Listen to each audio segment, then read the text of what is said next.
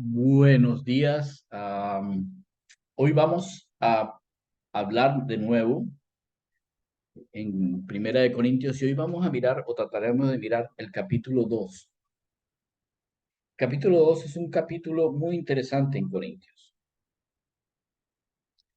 Tiene que ver con algo que para nosotros es súper importante, pero supremamente importante para Pablo, el Evangelio de Dios. Ya en el capítulo 1, Pablo nos había hablado de la importancia que tenía el Evangelio, pero nos había dicho una cosa que de pronto no sé si ustedes lo recuerdan, y es que nos había dicho que a él le había placido eh, que lo que era su sabiduría, ¿sí? La conociera el mundo a través de una cosa que era totalmente una locura. En el versículo 21 dice, puesto que en la sabiduría de Dios, que el mundo no ha conocido, mediante la sabiduría del mundo, obviamente, a Dios le pareció muy bien salvar a los creyentes por la locura de la predicación. El Evangelio del Señor es algo tan loco, así que el instrumento para poderlo dar era igualmente una locura, así de sencillo, una locura. Y por eso hoy, acerca del Evangelio de Dios, vamos a estudiar la locura de la predicación. Se dirán, pero ¿por qué el título es el Evangelio de Dios? Porque es que no se puede separar una cosa de la otra. No es cualquier predicación, no es la predicación que yo quiera, es el Evangelio de Dios. Recuerden que la palabra Evangelio tiene un significado, ¿cierto? ¿Recuerdan cuál es el significado de la palabra Evangelio? Buenas nuevas. Las buenas noticias, exactamente. Por esa razón es que vamos a hablar sobre eso. Entonces, Primera de Corintios capítulo 2. Vamos a hablar primeramente del objetivo de la predicación. Dice Pablo a los Corintios de parte de Dios, por eso cuando fui a donde ustedes, hermanos, proclamándoles el testimonio de Dios. Qué interesante. El Evangelio es de Dios, porque es el testimonio que Dios da. Fíjense bien que si uno habla del Evangelio, uno dice, la buena noticia es que Cristo vino. Sí, esa es la buena noticia. Pero el que da testimonio de esa noticia es el mismo Dios a través de la predicación. Eso es lo que está diciendo Pablo. Cuando fui a ustedes proclamándoles el testimonio de Dios, no mío, de Dios. Y por eso es que no fui con superioridad de palabra o con superioridad de sabiduría, diciendo yo estudié con Gamaliel, yo soy no sé qué, etcétera. No, ni con palabras superiores, ni con palabras rebuscadas, ni haciendo alardes, ni ninguna sabiduría que sea de este mundo. Porque la única cosa que me propuse saber entre ustedes fue a Jesús el Cristo, Jesús el Mesías, y a este crucificado.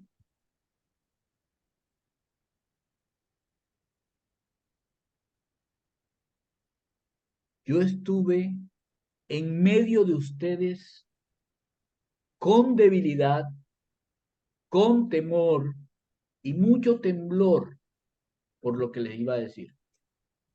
Y mi mensaje, lo que les dije, y mi predicación, no fueron con palabras persuasivas de sabiduría que quizás yo hubiera podido decirles, sino con demostración del Espíritu y de poder. Demostración del Espíritu y del poder.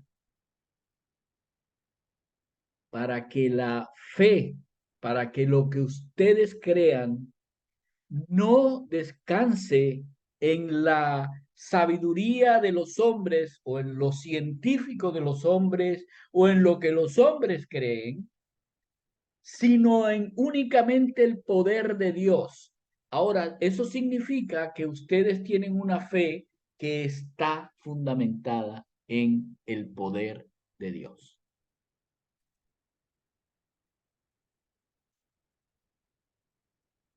¿Ok?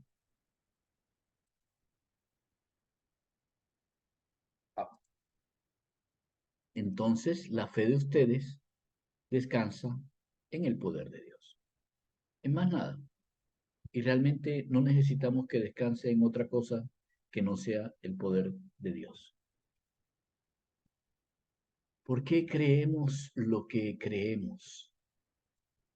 Bueno, no lo creemos por lo que digan los hombres y por toda la sapiencia acumulada durante todos los años que ha existido el ser humano en esta tierra, sino porque nosotros descansamos en el absoluto poder de Dios. Así que el objetivo de predicar el Evangelio es tener una fe real y verdadera, una fe que esté absoluta y totalmente establecida sobre el poder de Dios y no sobre nada que este mundo pueda enseñar con una sabiduría tan abrumadoramente débil y pequeña comparada con la sabiduría y el poder de Dios.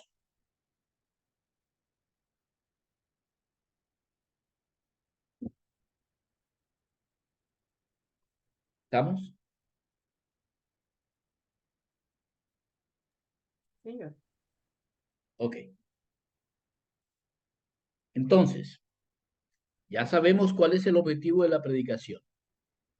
Vamos a ver cuál es el contenido de la predicación. ¿Cuál sería entonces el contenido de la predicación? Vamos a verlo un poco más cercano. Sin embargo, hablamos sabiduría entre los que han alcanzado madurez, pero una sabiduría no de este siglo, o sea, no de este tiempo, ni de los gobernantes de este tiempo, no de los romanos, no de Herodes, no de cualquiera de, no de Pilato, no de ninguno de ellos, no, no hablamos sabiduría de estos, no hablamos sabiduría de alguien como Claudio o como no, no hablamos sabiduría de ellos. ¿Por qué? Porque esa sabiduría va desapareciendo. Significa que esa sabiduría es efímera. Y ciertamente nosotros entendemos que así como hay un avance científico hasta cierto momento, mañana encuentran otra cosa y pasado mañana otra, porque a Dios le plació que el hombre hiciera eso. Nuestra fe, entonces, no puede depender de algo tan efímero. Así que lo que dice Pablo es, no, hablamos la sabiduría de Dios en misterio, la sabiduría oculta que desde antes de los siglos Dios predestinó para nuestra gloria. ¿De qué está hablando? Acuérdense que la sabiduría de Dios estaba consignada en lo que nosotros conocemos hoy como el Antiguo Testamento, en las escrituras de los judíos en el Tanaj. Entonces, está diciendo, en el Antiguo Testamento estaba como velada en un misterio, estaba como oculta tras unas cortinas. Pero esta sabiduría que realmente da la madurez, es para nuestra gloria desde antes de la fundación del mundo. Entonces sigue completando su idea y dice, la sabiduría que ninguno es, perdón, esta sabiduría que ninguno de los gobernantes de este siglo ha entendido. Porque si lo hubieran entendido, no habrían crucificado al Señor de gloria, sino, como está escrito, cosas que ojo no vio, ni oído oyó, ni han subido en corazón de hombre, son las que Dios ha preparado para los que lo aman. Para los que lo aman. ¿Ok? Hagamos un recuento. Hagamos un recuento para tenerlo bien clarito. ¿Qué está diciendo? Que la sabiduría de Dios es en misterio. O sea, esa sabiduría estaba escrita en el Antiguo Testamento, pero las personas la ven como misteriosa porque no la pueden ver tan claramente como ahora que Pablo está develando, con la sabiduría de Dios está develando lo que en el Antiguo Testamento aparecía. Entonces, Pablo nos dice que esa sabiduría es para nuestra gloria. Entonces, la sabiduría de Dios es una sabiduría que Dios había predestinado para que nosotros podamos llegar a la gloria, para que nosotros podamos ser reconocidos como hijos de Dios, como hijos de aquel que tiene la gloria. Las personas, como los gobernantes de este siglo, no entendieron esa sabiduría. Porque no la entendieron, ¿qué hicieron? Crucificaron al Señor de gloria. O sea que, ¿cuál es la sabiduría de Dios que estaba en misterio y que Dios predestinó desde antes de la fundación del mundo para nuestra gloria? La crucifixión del Señor de gloria, la muerte del Señor de gloria. Lo que está diciendo aquí, claramente Pablo está diciendo aquí, es que Jesús es el Mesías que fue crucificado por nosotros, y esa es la sabiduría de Dios. No existe una sola forma diferente a esa de poder tener salvación. Esa es la sabiduría de Dios, que Jesús es el Mesías y que el Mesías fue crucificado por nosotros. No hay otra manera de solucionar el problema del corazón pecaminoso del hombre, de la inhabilidad del hombre para acercarse a Dios. No hay otra manera que el mismo Dios viniera y muriera.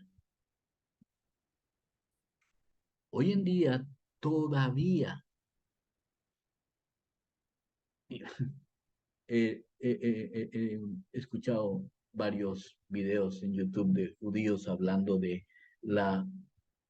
lo inapropiado y lo inverosímil que es que el Mesías muera.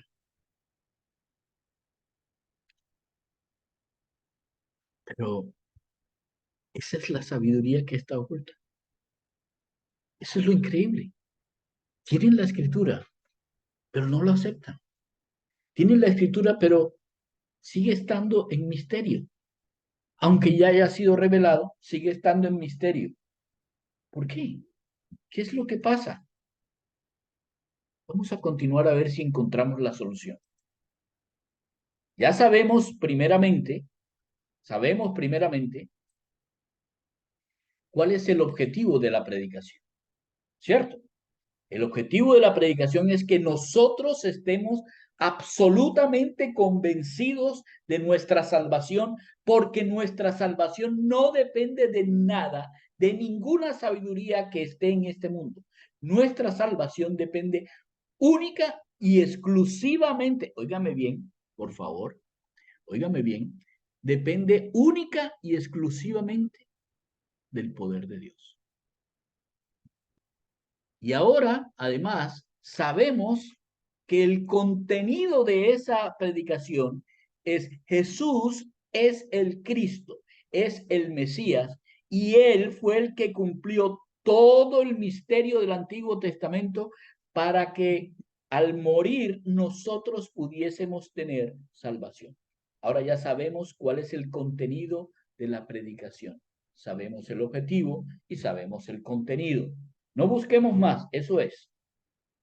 Ahora bien, ¿qué es lo que nosotros debemos tener presente para la siguiente parte de lo que vamos a aprender? Es que la necedad de Dios, o sea, lo que de Dios podría ser necedad, lo más bajo de su inteligencia es más sabia que los hombres. Y lo más bajo de su poder, si pudiese haber algo más bajo de su todo poder, es más fuerte que los hombres. Es más fuerte que cualquier poder de los hombres.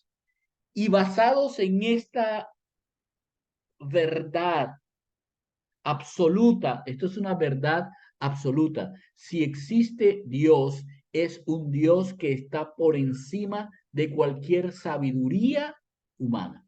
Y si existe un Dios, está por encima de cualquier fortaleza humana.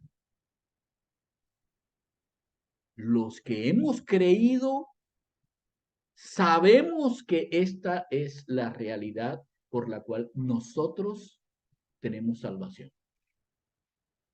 Es la realidad por la cual nosotros tenemos salvación. Ahora, ¿qué sigue diciendo en Primera de Corintios? Ahora nos va a hablar del poder de esa predicación. ¿Cuál es el poder de esta predicación? Voy a acercarlo.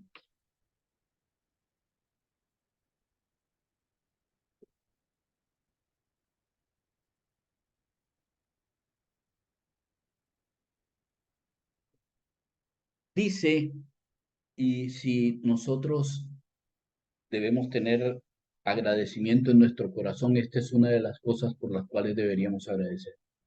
Pero Dios nos reveló su sabiduría por medio del Espíritu Santo. Porque el Espíritu Santo, todo, no una parte, no un algo, todo lo escudriña, aún las profundidades de Dios. Porque entre los hombres, ¿quién conoce los pensamientos de un hombre sino el espíritu del hombre que está en él? Asimismo, o sea, de la misma manera en que el espíritu del hombre sabe todo lo del hombre, porque el hombre realmente es un hombre que está conformado en su calidad con el espíritu. Asimismo, nadie conoce los pensamientos de Dios sino el espíritu de Dios. Y Dios nos lo reveló por medio del Espíritu, ¿qué? Su sabiduría.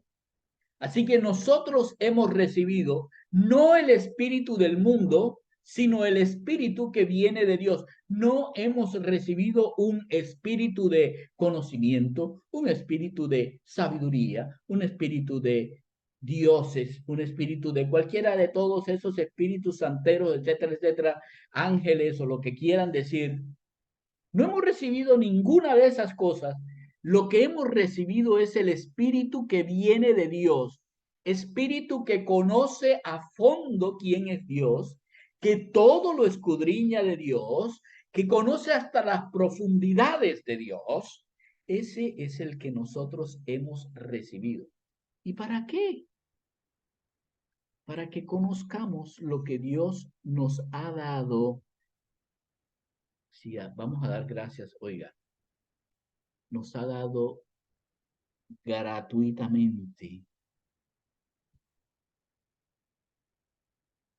gratuitamente, nos ha dado gratuitamente a su Hijo, nos ha dado gratuitamente su muerte, nos ha dado gratuitamente su sangre.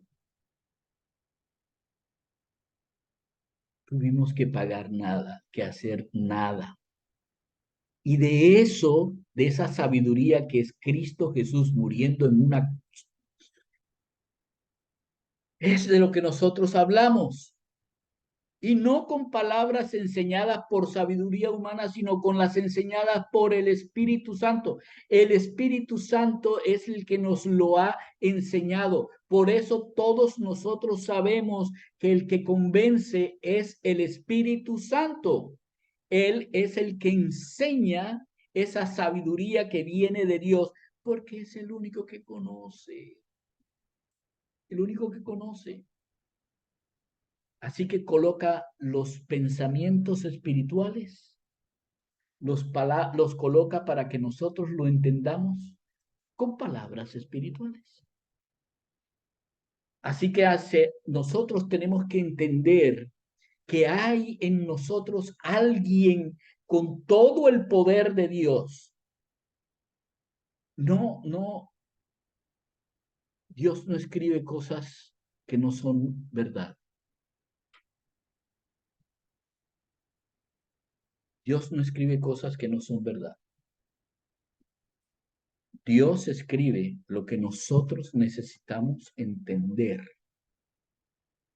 discernir, dilucidar, para que nosotros podamos creer. Si Dios dice que Él, eso es impresionante, si Dios dice que Él nos ha dado el Espíritu Santo, nos ha dado el Espíritu Santo.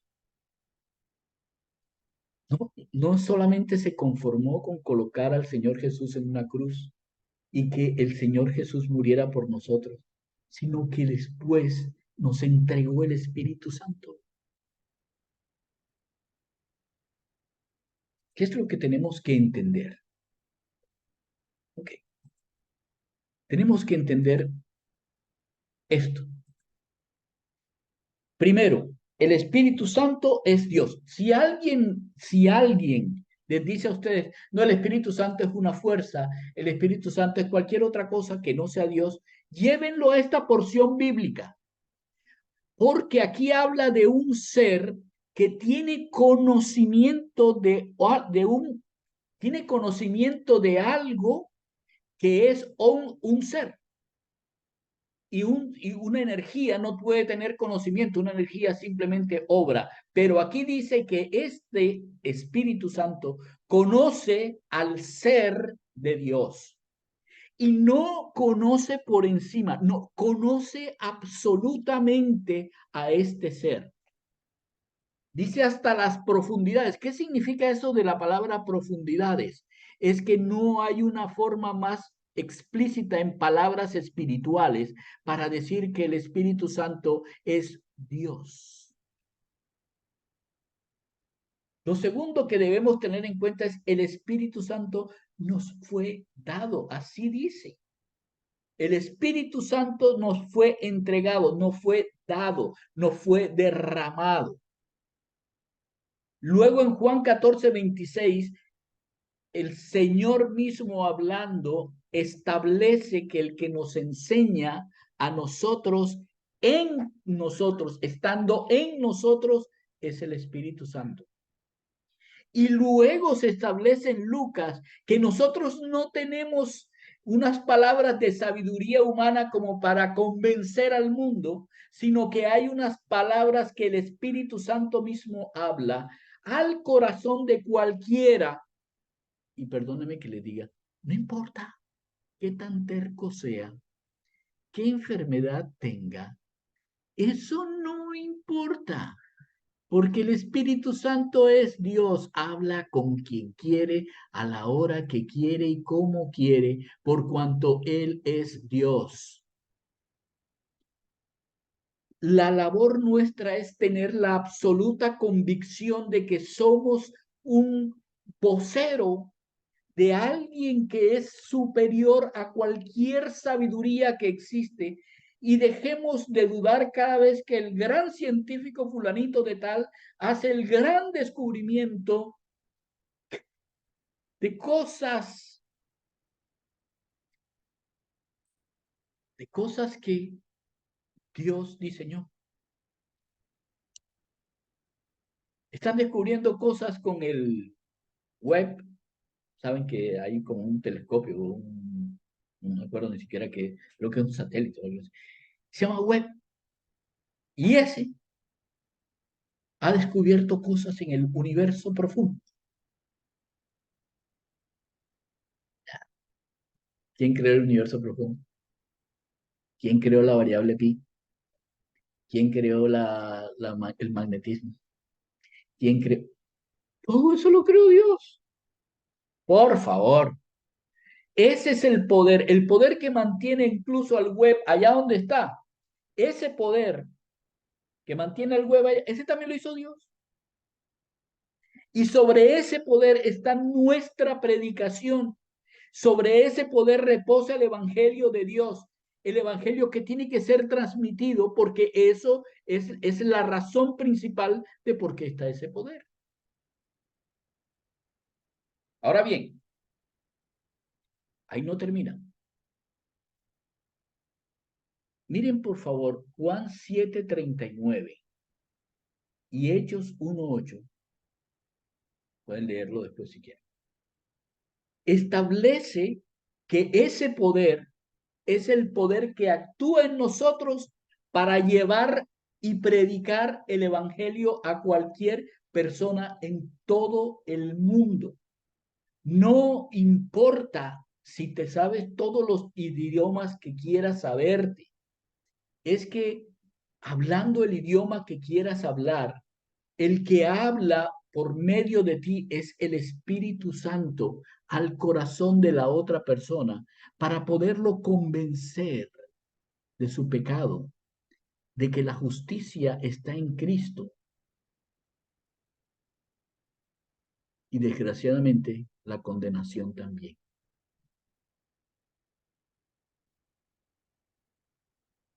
Ese es el poder de la predicación. Ese es el poder de la predicación que Pablo está hablando. Ahora, ¿cuál es el efecto de esa predicación? Bueno, escuchen bien esto. Pero el hombre natural no acepta las cosas del Espíritu de Dios. Escuchen esto. No acepta las cosas del Espíritu de Dios porque para él son necedad, son insensatez, son locura. Así que como son locura, yo no las puedo entender o no las quiero entender en algunos casos. Pero definitivamente se disciernen por el Espíritu, se disciernen espiritualmente.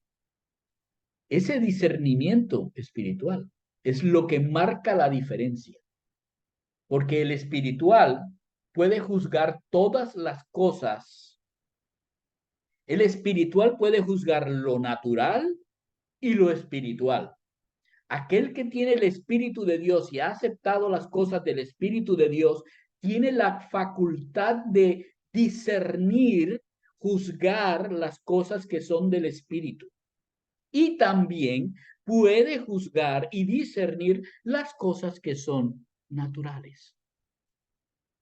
Pero ninguno natural. Nosotros no podemos aceptar que a nosotros nos detenga cualquier sabiduría natural, por cuanto tenemos la sabiduría de aquel que es Dios. Así que la reflexión a la que llama es: ¿quién ha conocido la mente del Señor para que lo instruya? Eso está en el Antiguo Testamento. ¿Quién le puede enseñar a Dios que es el sabio de los sabios? Nadie.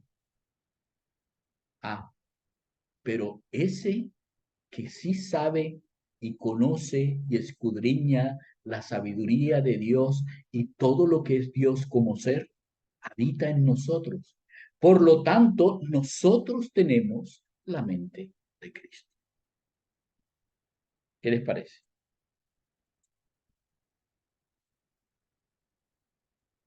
Así que vamos a ver qué es lo que está diciendo aquí. Está diciendo, miren, realmente hay dos clases de hombre, el natural y el espiritual. El hombre natural considera insensatas las cosas espirituales.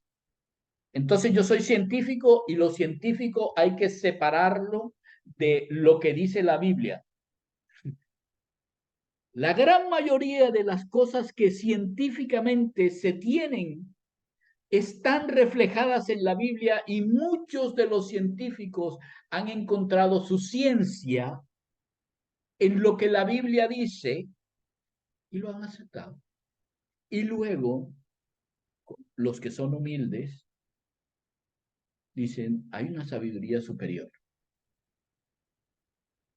Pero el que es natural y que no acepta, que considera insensatas, entonces desdeña al Espíritu Santo.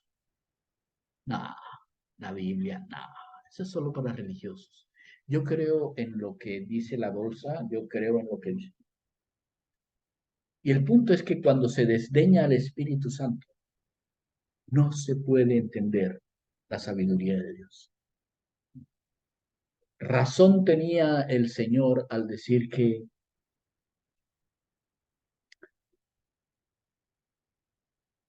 cualquiera que llame mentiroso al Espíritu Santo no tiene salvación. Porque el que desdeña al Espíritu Santo no puede entender que su salvación depende de Jesús.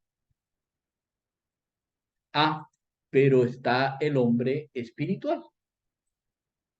El hombre espiritual es el que sí acepta la existencia de lo espiritual como una realidad. Y como eso es cierto, entonces yo creo en la enseñanza de alguien que es superior y que fue enviado para que yo entendiese lo superior. Creo la enseñanza del Espíritu Santo revelada en el Antiguo y en el Nuevo Testamento y que a mí me ha sido mostrada por la predicación. Y cuando yo leo, cuando yo entiendo, cuando alguien me habla la palabra de Dios, el Espíritu Santo en mí revela y discierne lo que Dios quiere hablar a mi corazón, lo que Dios quiere hablar a mi ser. Entonces la relación Dios-hombre es una relación correcta. Pero el término final de este capítulo 2 de Corintios es algo increíble. Nosotros tenemos la mente no del Espíritu Santo, la mente no del Dios el Padre, la mente no de cualquier otra cosa, sino la mente del Mesías, la mente de Cristo, de la persona de Cristo, la cual antes ha dicho que es Jesús el Cristo. Nos está hablando de que tenemos la mente de la encarnación de Dios en un hombre para vivir como un hombre para el servicio de los demás hasta dar su vida por amor a los demás. Esta es la mente que nosotros necesitamos colocar. Este es el cambio de entendimiento que nosotros necesitamos tener en nuestra cabeza. Eso es lo que Dios nos ha estado diciendo vez tras vez, cada vez que estudiamos su palabra, que nuestro entendimiento debe cambiar al entendimiento del Señor Jesús, que nosotros debemos soltar las cosas de este siglo, las cosas de este mundo para abrazar las cosas que son de Dios. Quiero ser un poco más enfático. Se nos llena la boca de estoy en los caminos del Señor, sin tener el pensamiento como el pensamiento del Señor. Si no tienes la mente del Señor Jesús, es imposible caminar sus caminos. Perdón la redundancia. ¿Con qué poder? Con el Espíritu Santo. Sí. Pero para eso necesitamos cambiar lo que pensamos. Cambiar y poner los ojos en la sabiduría de Dios, desechando la sabiduría de este mundo. Toda la sabiduría de este mundo que sea concordante con la sabiduría del que es el sabio de los sabios, es correcta para nosotros. Cualquier otra sabiduría o teoría o filosofía o religión o cualquier otra de esas cosas seguirán siendo pensamientos de una mente muy ínfima comparada con la sabiduría de Dios.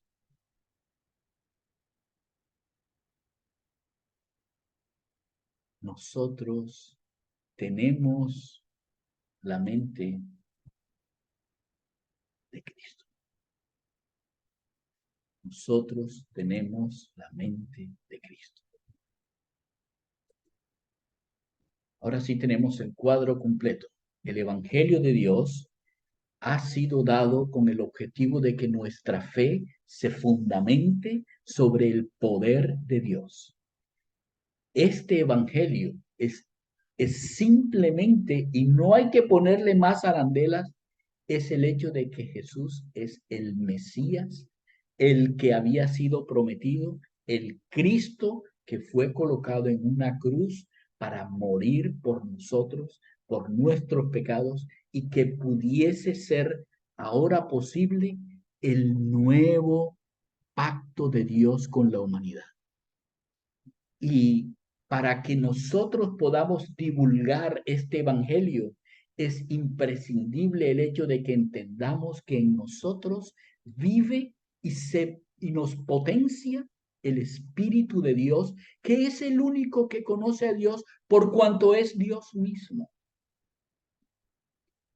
Y este Espíritu es el que efectuó en nosotros el hecho de poder tener la mente de Cristo, pero también es el que nos da la posibilidad de tener efecto en aquellos que son de este mundo carnales para que cambien a ser del espíritu, espirituales.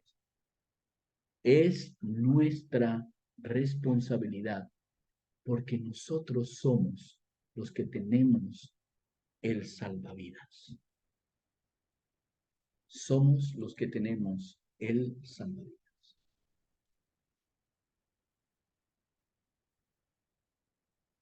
A los que vean este video, por favor,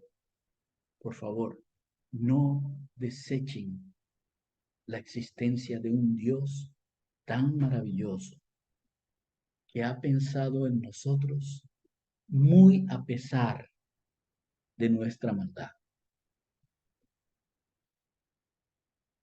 El Evangelio de Dios, la buena noticia de Dios, es que aun siendo lo que somos, Jesús murió por nosotros. Gracias, Dios, por tu generosidad, pero sobre todo por darnos el poder de entender la sabiduría que está por encima de toda sabiduría en este mundo. Muchas gracias, Dios.